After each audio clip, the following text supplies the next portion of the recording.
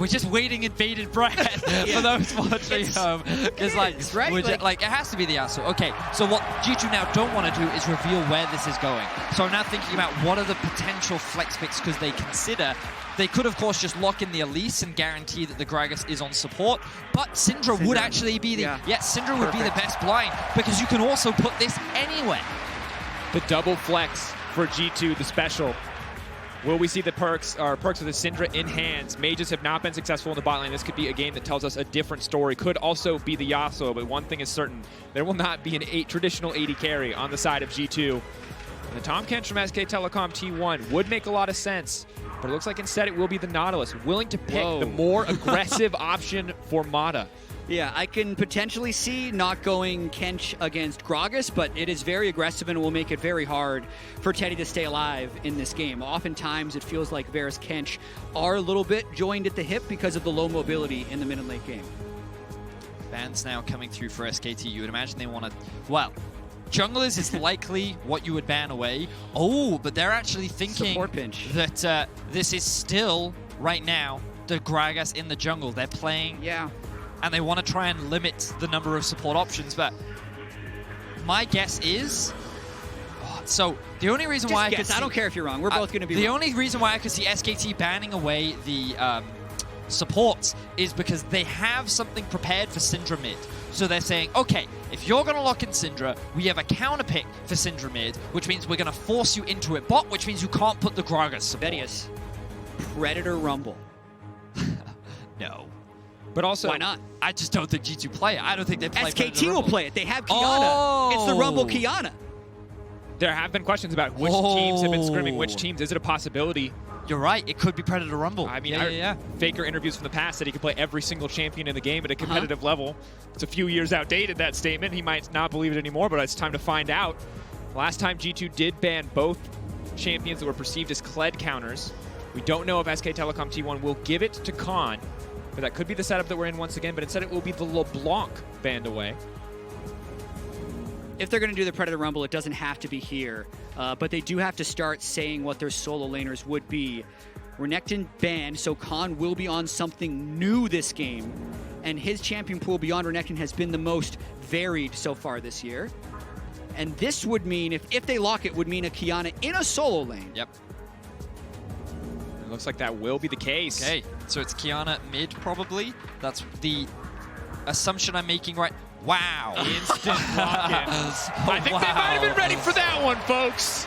So they're just going for the safe top lane. The expectation was initially that it could have been a Kled based on the bans, but now SKT, do they want to go for a hard carry split push top laner? They could lock in the Fiora for themselves if they wanted to. Ooh, instead. Just AP damage. Oh, I'm quite a fan of this as well. They need Great magic team damage. fighting. Like you have Vlad, you have Kiana, you have Nautilus, Varus, like you have the early game transition with the Elise as well. The only other thing they could do is flex the Vladimir into mid lane, but I don't think that's going to happen. Maybe it's just the stakes of these series, but I'm just fascinated by these drafts. It's champions we've seen before, but the order in which they're getting picked and how much time G2 and SKT are taking to plot out every single move here. The fact that G2 didn't want this game to be about their ability to play Kiana, but instead was actually, no, you take the Kiana because we are putting a higher priority on getting Gragas Yasuo for ourselves. They again bring back the flex picks. They have that Perks Mickey Yasuo Gragas lane. I just can't wait for this. And this is going to be an explosive early game because the pairing of Elise Kiana is simple, straightforward, point and click gank setup. But Syndra should have priority in the mid lane. The Olaf, what can Jankos do to stop Klid from getting anything done? And what does Mata look like in match point for G2? Can he show up when it matters most? Well, I think Mata will be one of the most important aspects in this early game. Remember that every game G2 have played against a Yasuo Gragas, they've tried to set up a dive. You could not ask for a better dive comp than what you are getting from the side of SKT. The Elise, the potential Vlad TP, I'd be surprised if they used it early, but with a Kiana with her CC setup as well, SKT should be looking to attack that bot lane early. The biggest question will be whether or not Faker can get out of lane. Yes. Because the Syndra early should have the range advantage and the push advantage on the Kiana. And if push comes to shove, is Faker willing to sacrifice his own lane, willing to give up CS to make a play that's outside of the textbook, to go do something crazy? Can SKT find that clutch engage that we've seen from Kiana's at so many different moments? The Varus, the Kiana, the Vladimir together can delete a team in an instant. But it all comes down then to setup. Yeah, we're in it. This is match point for G2. This is either G2 crushing through two Korean powerhouses on their way to meet FPX in the final, or it's Mata coming back after effort. His replacement has a bad game and rescuing SKT's season. I can't wait. And when you look at it, it is the best player of all time on the most accomplished organization in League of Legends history, toe-to-toe with the best team that Europe has ever produced and may ever produce. This is a first, the first truly successful European super team. And yes, a European team was in finals last year, but the expectations set before G2 were so much higher this year. For them to show up in this way, be 2-1 up on SKT, ready to take that spot in the final, is incredible. This is it, boys. Do. And a bit of a delay, of course, getting into game. Oh, you two are so inspirational. Right, I was captivated by you. Do we want to? As long as we got a little. Oh, well, hold on. Looks like we made it in. Just a long loading screen for some reason. There you go. All right, back into the even the client was like, oh, this guy's like, I need a breather. I need to take a break there. But ladies and gentlemen, we're going to be jumping onto Summoner's Rift for Game 4. SKT are nowhere near down and out. Jack, we talked at length about how SKT should have won that last game. Execution in the final team fight alone could have swung the game back in SKT's favor, and you should not count them out just because they did not win. And the operative word there is should. And it's a word that as a fan and as an analyst, I constantly struggle with. Yeah. Because ultimately, the team that won is the team that should have won. If you base it down to its most basic level, there are mistakes that SKT made, but their team play fell apart. You're right. Down the stretch in that game. And I mean, individuals made a number of mistakes. Teddy's ultimates in the fights, we talked at length about effort, and even Faker, his positioning on the map. Yeah, because I don't disagree with you. There were so many things that SKT should have done to win that game, but since they didn't do them, that's why we're here. That's why SKT is facing elimination against the LEC powerhouse in G2. As we see G2 potentially group for late invade, one stat that further kind of colors this series. So the sweeper coming out from Mickey. We'll hold that thought. Could see a level 1 fight. SKT willing to match it, of course, is Hail of Blades Yasuo, much stronger at level 1 than, say, the Conqueror. Mm-hmm. So this is very important because G2, let's not forget, when they first played against the Yasuo bot lane in Game 2, they tried to make this invade happen. The mistake they made was disrespecting SKT's early vision. They got caught, they got collapsed, it hurt their whole game plan. Now, the thing about Olaf is he is incredibly fast, clearing through the jungle. I'm curious as to how Clid answers. I like what he's doing. He should be looking to split the map himself, and he's going straight towards the blue buff. But this gives the Yasuo bot lane a lot of freedom, so that he does not have to run the risk of getting ganked in the early game. And it's great. You can vertical your Yasuo Gragas so they can play as aggressively as possible. It's the reverse of having to eat a 15 or 20 CS advantage early. They can actually push in fairly freely and trade aggressively. And that's what you're seeing now. Perk's not going to be a part of the trades, but Mickey feeling pretty comfortable so far. Teddy always has to respect the potential for a tornado. We'll manage to connect there. Look at the state of the wave right now. With the health difference. Oh, they're actually going in. Teddy has to flash out to safety instantly. Halo Blade's doing so much work. Mickey now stepping forward. The Ignite goes down. Perks, the heal isn't enough. Yanko's coming over the wall. The Axe! First blood for G2. And the G2 bottom lane show SKT how it is done. They know where the enemy jungler is. They have all the information in the world. They burn all of the summoner spells from Teddy, and Perks shuts down Teddy.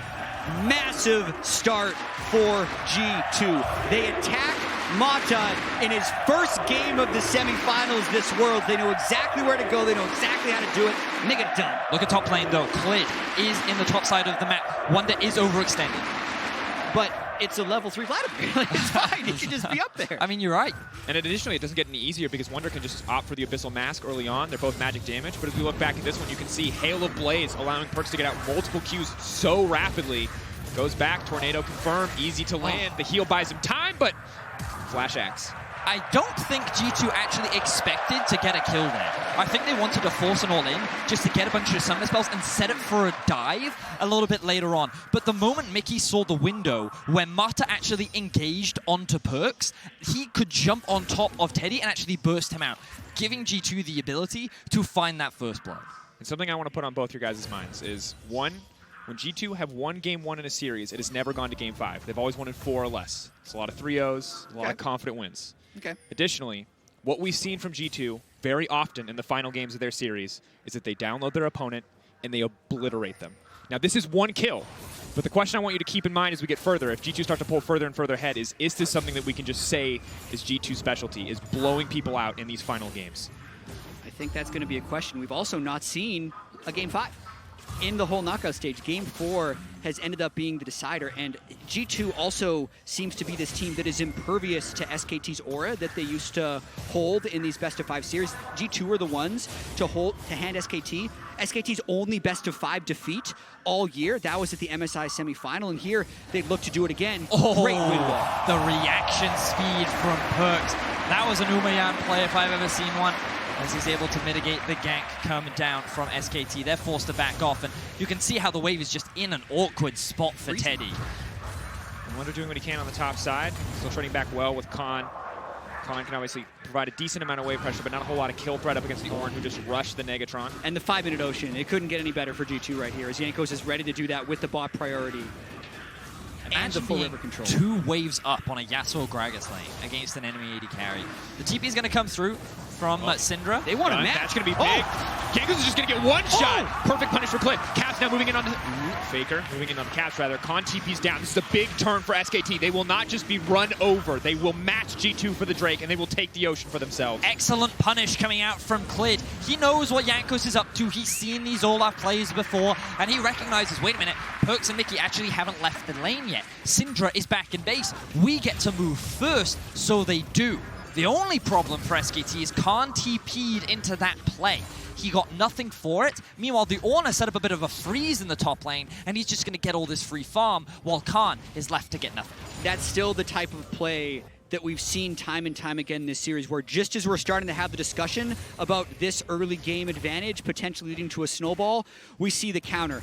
Clid, with exactly the right timing, as Vedius mentioned, punishing it. And I think as far as a Vladimir using a teleport into the Ornn matchup, Ornn's not the type to punish that. So just an amazing thing for SKT just happened. And I think it's important to remember, while this bot lane play has gone great for G2, I'm looking at how the rest of the game plays out. And of course, you're looking at an Ornn ultimate into a Yasuo ultimate, and you're like, okay, G2's team fighting comp is pretty solid. Yep. But Vladimir Kiana is no slouch either. If you fight around Baron, or if you fight in the right place, there is a very easy opportunity for you to be able to win out on these team fights. The big thing you have to play around is the win wall, because the win wall can interrupt things like the Kiana ultimate, can mitigate a lot of the damage that comes out from the side of SKT, and these late game fights will be very execution reliant. You see Perks pulling back, and I think the thing that G2 are going to have to respect is Faker on this Kiana. He has the Moby boots. This champion moves across the map like wind. She is so incredibly fast. They have to see what Faker gets done. For now, he's locked into mid lane by Caps by the constant pushing threat of this Syndra. But if he gets out, if we see those clutch Kiana ultimates that have been there all across the tournament, the reason this champion is banned so much, SKT have an easy route back into the game. Where can he move with those Moby boots? Will be the big question. Mickey. As that's the second time Mickey's just kind of very narrowly avoided death with a well-timed body slam. I like that SKT is sending their jungler bot to provide cover for Teddy and Mata so they can push out this wave. I think that they might be looking for a reset now that their summoner spells are back up.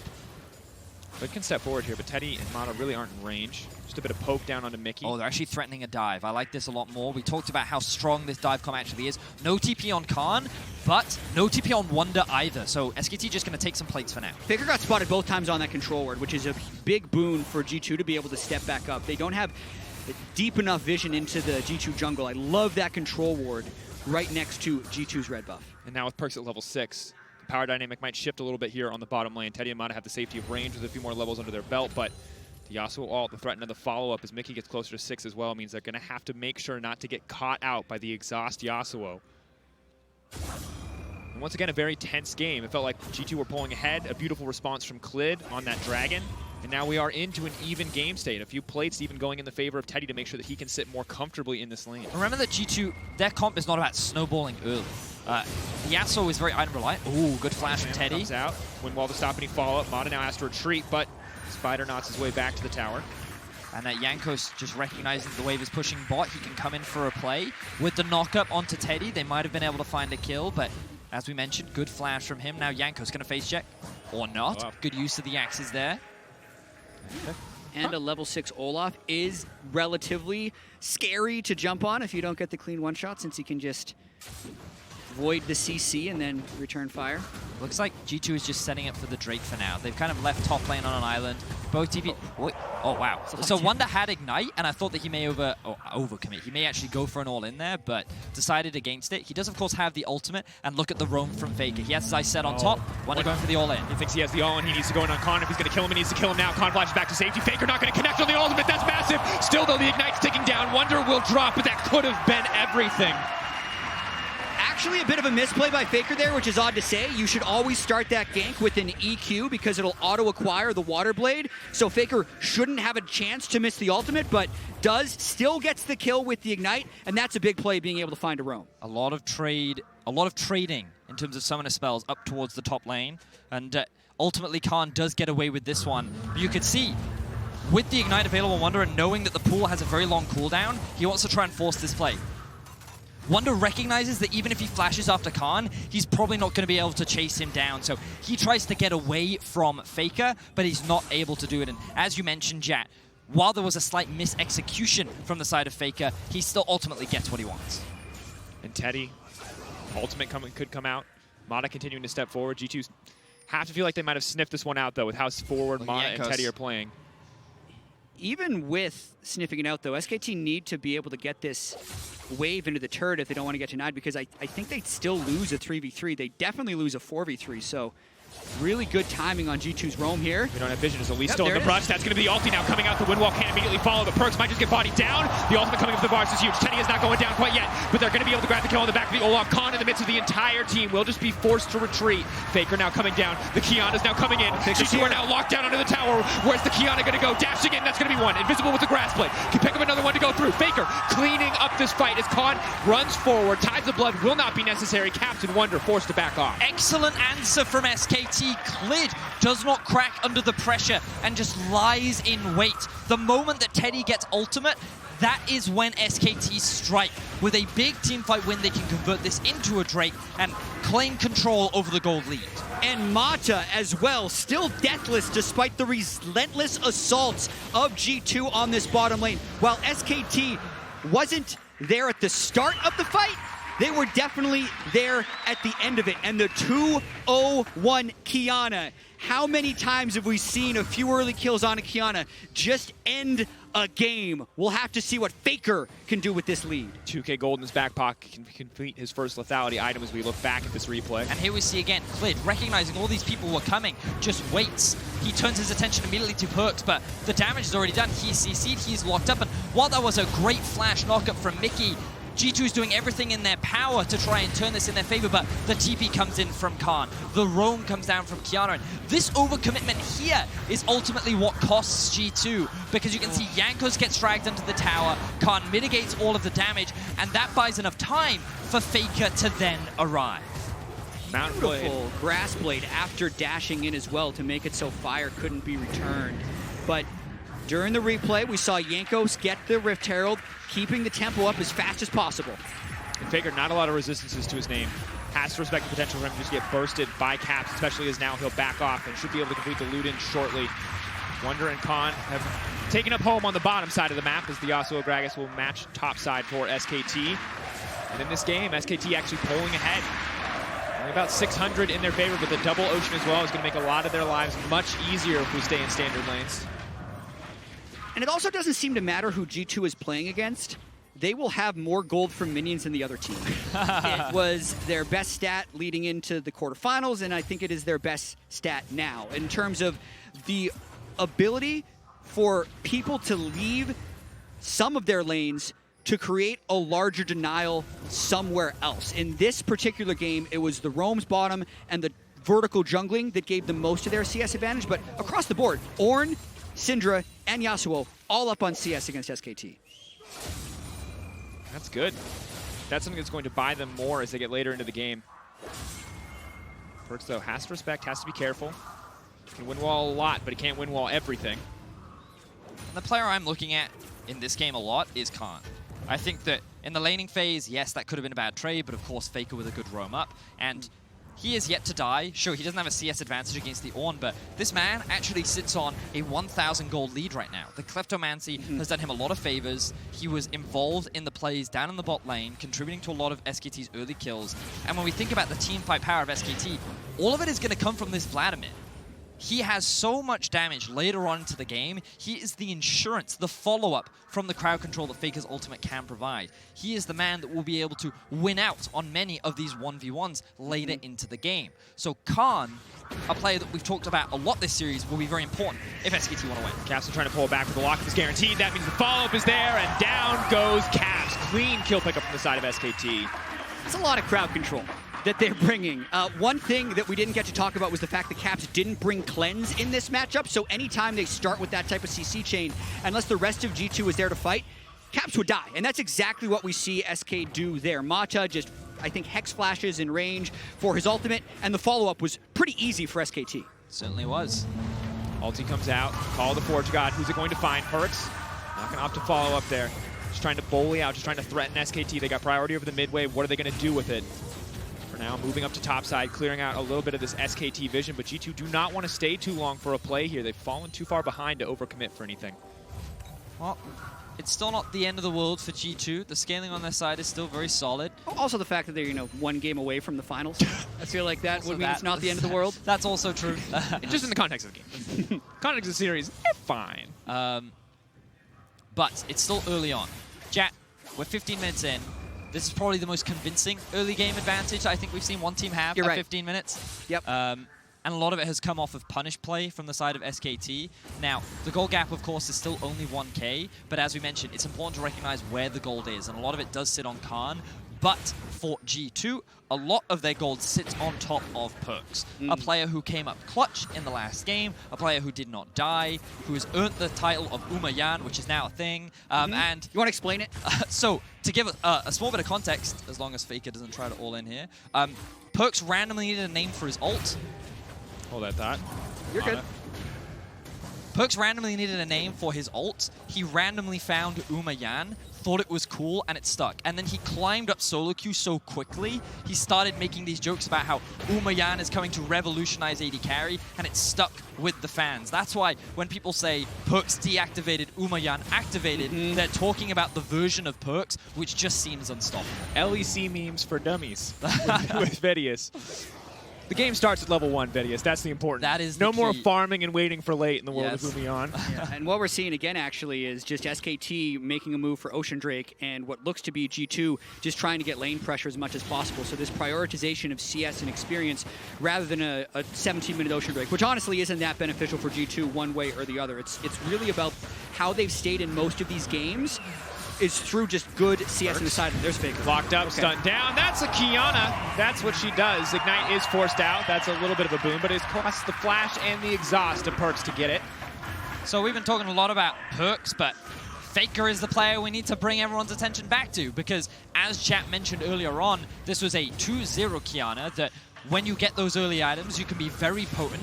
And that's going to be big damage. They don't have a wind wall to stop it. Easy pickoff for the side of SKT. And we're just seeing clean execution from SKT. The coordination that we didn't seem to see last game is now coming through. And this change from Mata may have been everything that they needed. The flash hook almost connects so incredibly close. And to further quote Jat from earlier, as long as we're taking turns doing Jat quotes, Kiana's OP when she's playing well. And Kiana is being played damn well by Faker. Surprise, surprise. And he's now roaming all over the map. He doesn't need to have a high amount of CS if he's getting gold from killing the opponents. And I do want to spend a moment to credit Mata. This is such an unlikely substitution. When he got subbed in Game 3 of the Splice series, the consensus between most of us was, oh, that's just the skin game. Like, in case they're just going to give him one because they're not worried about losing this series in case they actually make it all the way to the World Finals. What this is effort looked really bad in Game 3, and SKT needed a lifeline. And so far, even though it is other members of SKT, we don't know what goes on in the comms. Mata is the second most experienced player on this SKT lineup to Faker. So it is a huge presence that he brings to the game that I think SKT is benefiting from in this Game 4. And if he wins here, this would be his 50th international win for Mata. Historic player. It's a lot of wins. Yeah. Single-handedly redefined the vision game. Now might single-handedly redefine SKT's chances in this series. G2 now move in. Mickey off to the side, trying to find the barrel. Forcing out the repel from Clid, but Perks is there as well. Now Wonders in the pinch. Caps is just getting cut down. The wind wall is not going to mean a thing. Tries to buy a bit more time. Here comes Faker on the backside, but he's caught up by the Olaf. Mickey now coming in. Faker trying to go in and finish it up, but the stopwatches are there. But no, SKT still able to find this fight. The knockup coming through. Jankos runs for the hills, but it is not enough. Still, it's a back and forth fight. It's such a close fight. Caps manages to sidestep. Click goes in, but the body step comes out. Another stopwatch. Are you kidding me? The knockup is there. The shutdown is there. A bloody fight in the mid lane. G2's ability to out-team fight SKT has been persistent throughout this series. There's probably about 15 really small interactions that happened in that fight that could have decided it, and G2 just had more of them. That team fight was just a highlight reel condensed into 10 seconds. So many cool things happened that a single replay is not going to do it justice, but let's see what we can do. Mickey and Perks start off by coming in from the flank, and an immediate response from Clid avoids the initial engage. I think the biggest thing, though, was Jankos v Faker. Faker couldn't find access to the flank, which would have just destroyed G2 against the wall with the Kiana ultimate. In fact, he basically wins the 1v1 against Faker down bottom. But look at the ultimate that came out from Ornn on the top side. He completely cut Teddy and Clid off from the fight, meaning that this was actually a 4 versus 3 for the vast majority of the game. Clid then tries to dive on top of Caps, and it wasn't enough because Caps immediately flashes out, sidestepping the Q. Mickey nearly dies. The stopwatch just before he falls. Oh my word, what a team fight. Yeah, that's a 10. Yeah, I was... okay. And Mata dies! Yeah, you cursed him! Yeah, Gragas ultimate into death. Wait, could this be Baron now? They're very think strong. about it. You talked about this earlier, Thaddeus, but the wind wall from Yasuo is massive at taking the Baron, mitigates so much of the threat, so much of the damage. Might still want that cooldown in the fights to come, but oh, here comes the Ornn Horn. They're caught in the pinch. Mickey X can go forward. Faker invisible, wants to pull another grass blade, but this is massive. The Vladimir trying to strike back, but Faker's ult is not going to be effective. Khan now has to run for his life. Perks and Caps are still alive. G2 get 2-3 for nothing. Faker missed his Kiana ultimate in the jungle. So Khan is the one who's able to pick up a fight, but G2 get another advantage. And you can hear the crowd rallying behind G2. Yes, the early game was a little bit shaky. They found some advantages, they conceded some. But this team is momentum-based. When they hear the roar of it, you can just see them performing at their absolute peak. And chat, you said it. They are consistently out team fighting SKT. When I saw them in that jungle, I thought, oh, Faker's just gonna kill them all. What? Mickey? It didn't come through. Mickey sidesteps, and now we reset once again. The gold is even once again. Probably a blessing in disguise that didn't land for Mata, because Teddy and Mata were outnumbered if they would have gone into that jungle fight. But now, Faker back trying to push on mid-wave and SKT group around this Mountain Drake. Do G2 have enough active members on the map to contest this Drake? I don't think it's the case. Mata waiting in the darkness. Jankos knows better than to step in. SKT still have no control over Baron. So it's going to be really difficult for them to face check their way into this. But this is where Kiana and Vladimir are at their most powerful. If they sniff out the G2 Baron and go into contest, it could be a one-shot kind of team fight. One shotgun shot to delete all of G2. But if they mess up, if they mis-execute, the Ornn will tear through this team. Yeah. Beautiful pool. Good pool. Keep in mind, Windwall can also block Kiana ultimate, so Faker has to watch out for that. Yeah, it can. Flash in, just trying to get the knockup, forcing the flash away from Mata. G2 just playing for cooldowns at this point, but it's Faker on the flank. They're all grouped near that wall. He might sniff out this juicy Kiana ultimate. Eyes on Faker in the back. backside. Faker being zoned away once again by Jankos, and the rest of the fight is breaking out. Faker is doing nothing. Perks is getting another kill. They're dashing through the shutdown. He's trying to find the kill, but he can't get it back, and this is disastrous. Jankos took Faker out of the fight, but still, SKT win the 4v4. Wonder has to now run for his life. The grass blade zoning Mickey X away. Wonder will get taken down. This should be the Baron for the side of SKT. Wonder trying to buy as much time as he can, but it is not enough. That is the shutdown. SKT Baron in their sights. And SKT successfully out-teamfight G2. The execution was not on point this time. They have 4 members alive. Mata is about to respawn. Can they steal this away, or will they concede it? I mean, there is an ultimate for Jankos if we wanted to try. G2 have yet to get a Baron this entire series. Is this the one that will turn it? Is this their Baron to get? Jankos with ultimate available. Won't get a chance. Deleted. Jankos next on the list. Caps TPing into his own death. SKT though, pulling back, giving him that respect. Clit now stepping forward. Wow. Caps manages to find the knockback. Wants to finish off at least 1 kill. Will get the ultimate down to do so. The heal is not enough. But here comes Faker. Goes golden, but just gets to watch his own death in slow motion. Khan on a rampage. And now it's G2 crumbling. They didn't even try to steal the Baron. They just let themselves get killed by Khan as the rest of SKT secure that objective. But let's look back at this initial fight. All right, I was locked on Faker down bottom, and he got zoned up by Olaf. So we're not focusing on that. We're going to focus on the Vladimir, getting all of the damage onto Caps. I don't think Caps' stopwatch was back yet from the previous fight, and then the turret shot is what actually follows Perks throughout the rest of the fight. But also, Wonder did not use his ultimate onto Teddy. He used it onto the Nautilus. They overcommitted onto killing Mata, and that is not the target that you can afford to try and shut down. And just, we looked at the game state moments ago, it was this is even, this is dead, even, but now it's a 4K advantage to the side of SKT. They've got the Baron to back them up as well. Perks moving in on the top side, another TP coming in. They're looking for a pick. Jankos is here too. Faker now retreating. Wonder stepping forward. This is a very fast Kiana. Caps on the way in. Faker should certainly go down here, but he's incredibly fast. The flash out, not enough. Caps sees it coming, uses the ult and takes him out. Again, Faker not in sync with the rest of SKT. This is the 4th game. SKT have had a Baron, a potential Baron power play, and then been unable to get their setup. Uncharacteristic performance from Faker.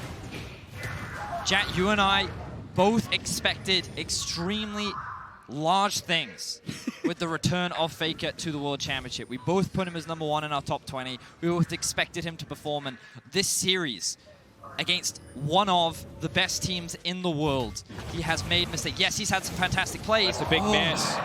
But is the rest of SKT looking to fight? Mickey potentially in trouble here.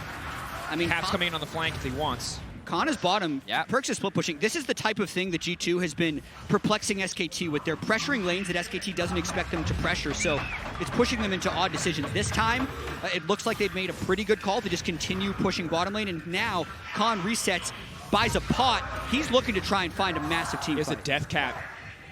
He has a Void Staff. Khan is incredibly powerful. Not level 16 quite yet, but otherwise everything going in his favor. All the AP he could ever want on this Vladimir.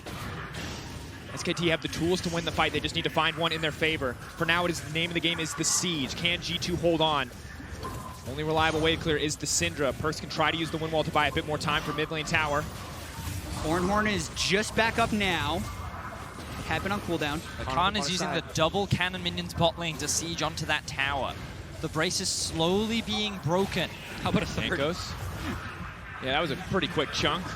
Khan still with the Crimson Rush up. They're going to force out the pool. Oh, the timing off. That's going to be disaster. That's going to be another inhibitor tower going down. Poke lands onto Wonder. Ulti's now going to come out. Khan still on the side. Khan still with ultimate up and available. Can't make his way into the back of this fight. Still, Mata goes forward. G2 is going to find 1 kill for now. The knockup not quite there. Perks going in the midst of the team. Desperately wants to kill Teddy, but it's not going to be enough. He's trying to dash through, but they're burning him down. In the meantime, the fight is going back and forth. Teddy! He's trying! This is his moment. He wants to get the kill. Getting it done. Teddy! He buys more time, but he cannot secure the win. Axe goes in. Jankos on the chase. When the combo's back up for Clit, he could look to turn and burn, but such a close exchange once again. But G2 still win the fight. Perk is struggling to have an impact in this game, but Caps and Jankos are doing such a great job.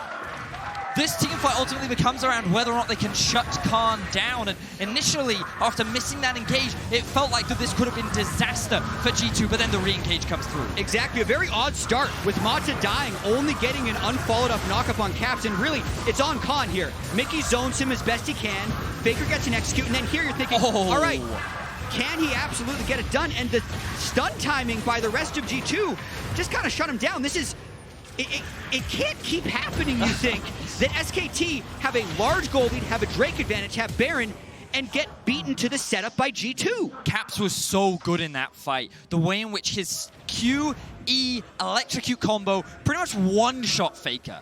That Kiana got obliterated, and because Khan used his pull early to avoid the stun, that then allowed Caps to use his ultimate onto the Vladimir. So these fights are so intense. We talked about how they're so execution-based. And what is going through the heads of SKT right now? Because they felt like they were in control of Game 3. They were in control of this Game 4. And if they lose this one, their year is over. Faker would fail to make his first final at a World Championship. They can't tilt against this G2 team who just looks completely untiltable. They have been so good at playing from the back foot. SKT will have an advantage, and immediately, rather than G2 waiting for something bad to happen, they make something good happen for themselves. Those years of EUS solo queue coming into fruition against the powerhouse that is SKT. The Baron will be spawning in 30 seconds. This could be the fight, the objective, the place that determines the outcome of this series. The upgraded Zhonya is now coming in for Caps. One more level for Wonder, and he will be able to upgrade perks as well, given the molten edge. On his own. Mata isolated. Mata caught out. Windwall comes in to stop any fallout. Mata knocked back into the wall, but here comes a massive Ornn fallout. The support is dead, but now they can turn the fight. It's Khan on the flank. G2 need to get out of the pinch immediately, or they will go down. Mata's still alive. Mata is living through everything G2 have. But SKT used the Varus and the Nautilus ultimate there, so it was just a 2-for-2 trade with the reset. The Baron setup continues. The cooldown on Wonder's ultimate is at 45 seconds. That's going to be more than enough time for Mata to go back to base, reset, back out onto the map. He'll also be restocked on all of that vision. And the pings are coming down from Mata right now. He's saying, Ornn ult is down, Ornn ult is down. Let's look for a fight because this is the best shot that we've got. Caps at 50% mana should be fine for the fight to come, but Faker running forward. This is the movement speed of that Kiana. Can run fearlessly into the front line. Has to respect Caps, though. A single stun could result in the death. Ornn upgrades also making G2 more powerful. 3,000 gold of value given just by Ornn being level 16. Perks. Windwall comes out, but it's not going to stop the ultimate from going in. Perks has to flash out to safety. Mana hits the wall, not quite what he wants, but Khan steps forward. That's the ulti down. That's the ulti down. Now G2 can look to turn the fight. Khan, huge healing coming back. On the back end of that ultimate. Faker now steps forward. Faker now gets taken out. Faker, Faker is dead! What was that? Now the rest of the team stepping forward. G2 looking to close this fight out. Perks throwing the Windwall over. Tornado comes in, Windwall the block. Clid now taken down. This should be G2's first Baron of the series if they can find it. Clid deleted. Caps unstoppable. G2 on the cusp of making it to finals. Faker dies in what was the most important team fight of this series. The Baron is in the eyes of G2. The smite is not available. G2 Esports come back once again. They will secure their first Baron of the series, and SKT is now on the back foot. Comeback after comeback for G2, and again, Faker can't find what he needs. He flashes for it. The root, the roof gets blocked. Yes, it's stunned, but the burst is decreased. Yes. And the Sterics also keep him alive. But then, on the backside, Khan was ready to follow up with a full engage. Now that they're down both ultimates, SKT have to run away, and G2, they got the Ornn Horde. They're ready to go back for it. Faker is trapped. He's down flash. He tries to go invisible, but he can't get out. Faker had no escape options. His flash was down. He wanted to re-engage, but his team was not there. And you could see the frustration. His hands are shaking. He realizes the consequences of his actions. And now it is G2 with the Baron buff. There is still a lot of SKT's base that they have to go through. By no means does this mean that the game is won. all it means is that the game goes back to even. But it can be won with one good team fight. G2 have been the ones preventing SKT from converting their Baron power plays.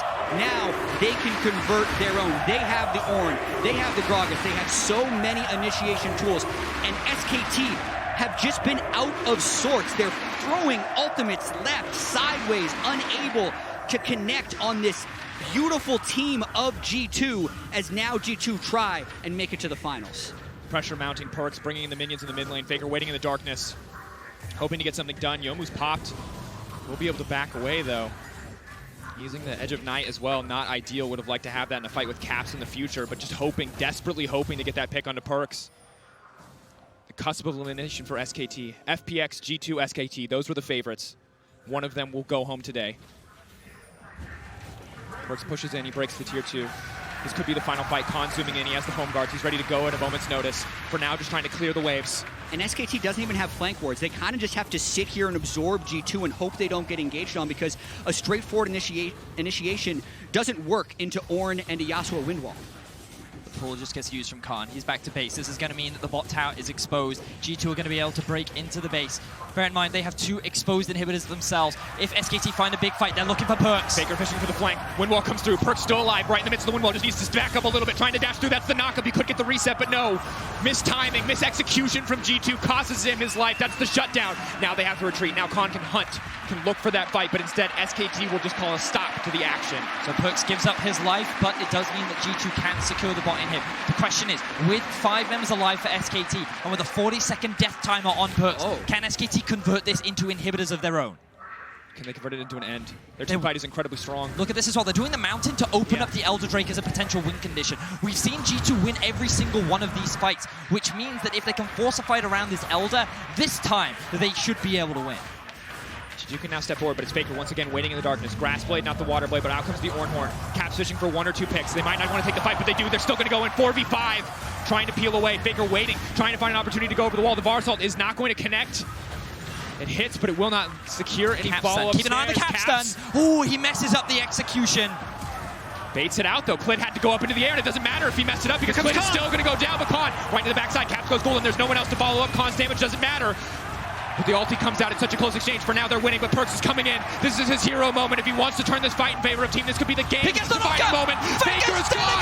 Teddy's next on the list. There's no way he can duel the Yasuo. Amada's coming in, but he's just walking into the meat grinder of Perks. Khan, can he do it? It's not enough. They've done it. They're gonna G2. Khan, can he get it done? He can't. The Vladimir. They can't do it. This is it.